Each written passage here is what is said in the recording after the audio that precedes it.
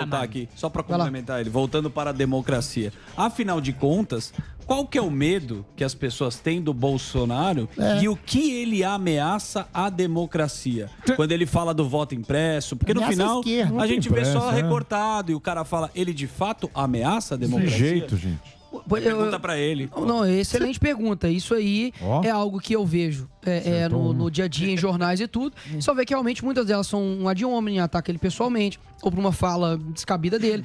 Mas, de fato, até hoje, em termos de Constituição, ele enviou, por exemplo, um pedido de impeachment pro Senado. É algo dentro da lei e tudo. Foi descartado e tal. Mas ele tá governando da forma ali da Constituição. E aí o que acontece? De todas as formas, eles tentam taxá-lo politicamente de ser um ditador e tudo mais. Então eu vejo faz a ditadura. Cara, sendo bem sincero, eu sou humilde de reconhecer que eu não sei muitas vezes o que eu faria em algumas tomadas de decisões dele. Porque qualquer coisa que ele fizer vai entrar na narrativa, Emílio. Então é impossível a gente, deslocar. Isso aí. Política é influência, cara. Eu repito isso um monte de vezes. Influência quer dizer essência. Você tira uma coisa dentro de você e coloca na outra. Não adianta você chegar para um adolescente, para um jovem e falar assim: você viu que o STF instaurou o inquérito inconstitucional? Ele não quer saber disso. Então, mas o Bolsonaro... Agora, o problema do Bolsonaro é que foi um cara que quebrou o sistema. Por quê? Tentou, Porque, né? porque o Quebrou Bolsonaro... Porque não, eu sei, mas não é isso, Marinho.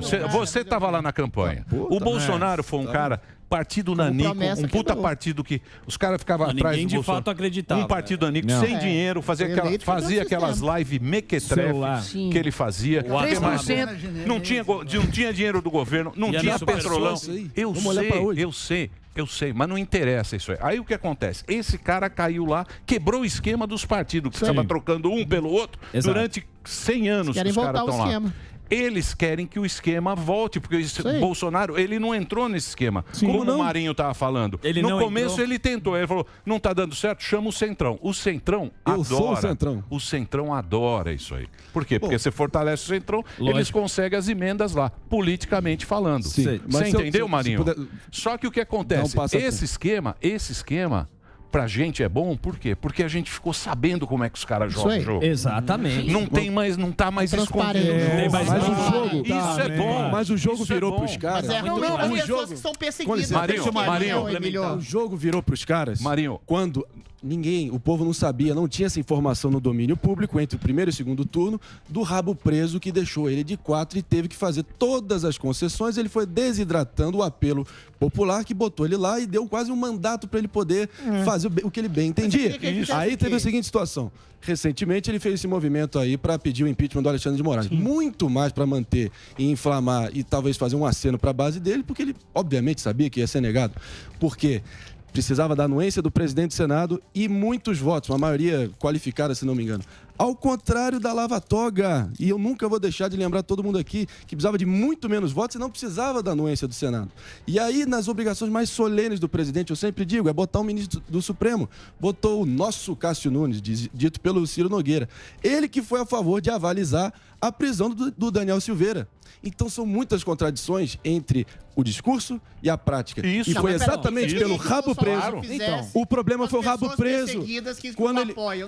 Eu sou a favor do voto impresso. Em 2019 ele tinha a chance ímpar ali de fazer acontecer. Não fez porque ele também começou, foi deflagrado, foi anunciado e foi realmente desvelado para todo mundo ver que o rabo preso dele que inviabilizou o governo dele. Rabo preso que não existia lá. Que o TSE, é só você ver o que o Flávio Bolsonaro não provou nada. O Flávio Bolsonaro falar que o Bolsonaro provou. Não provou nada.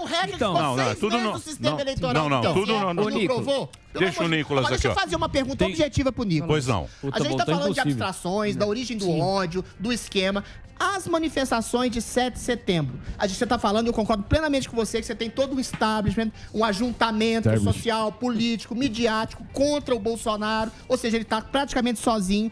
Em que medida essas manifestações pela liberdade do 7 de setembro podem ajudá-lo a ter um princípio de governabilidade e mais, podem ajudar o povo a se exprimir, a se expressar livremente, sem a tutela e a canga do Supremo Tribunal Federal querendo prender, desmonetizar a gente? Eu acredito na força das pessoas. A gente viu, por exemplo, a retirada da Dilma. O impeachment, né? Foi pressão popular e, obviamente, paralelo com o Congresso e tudo. Não, golpinho, né? Um belo golpe que não deu muito certo. Graças ao MBL. Espera lá um pouquinho. Não deu certo ali. Ou seja, pois é. Ou seja, a gente, eu fico na esperança, cara, sabe? De ver realmente uma mudança. Muitas pessoas pedem várias coisas pro Bolsonaro. Eu vejo que muitas delas são inatingíveis. Então, o Bolsonaro faz isso, faz aquilo, sei lá. Eu acho que é aos poucos. É aos poucos. E aí, perguntando pra mim, que sou um cara que estarei lá no dia 7 de setembro, darei meu máximo ali pra, sabe, tá fazendo parte dessa história, acho que vai ser uma das maiores, mas eu fico meio realmente cético do que de fato ele pode fazer. Por quê? Porque passou um sistema e a faca não vai estar no meu pescoço. Marinho vai por também. exemplo, quando o Marinho disse a respeito, por exemplo, da entrega, né, do impeachment pro Senado, eu vejo que se ele não faz, aí falar ele poderia ter feito. Aí se faz, aí ele sabia que não daria certo. Percebe? É meio um pouco injusto, tipo assim, a gente sempre colocar uma meta inatingível pro cara. Eu só acho que é o seguinte... os anos que passaram, eu não sou daqueles, tipo assim, volta no Bolsonaro, senão o PT volta. Mas, de fato, isso é uma possibilidade. Exato. E isso eu tenho que entender numa guerra que eu tô dando munição pra quem? Por exemplo, só pra eu finalizar aqui a pergunta. O MBL saiu aí na rua chamando pra manifestação, né?